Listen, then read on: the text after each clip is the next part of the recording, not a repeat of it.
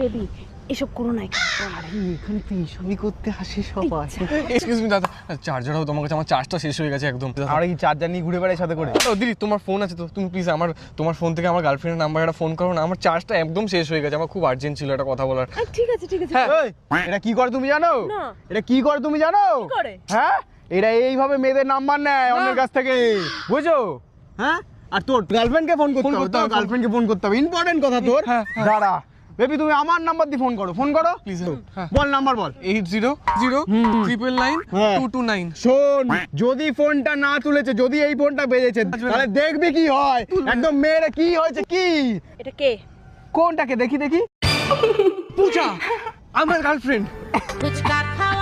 আরে আরে এটা, আরে কি বলবো, এটা হচ্ছে, আরে এটা হচ্ছে পূজা। পূজা ওর সঙ্গে 1 ঘন্টা কথা বল।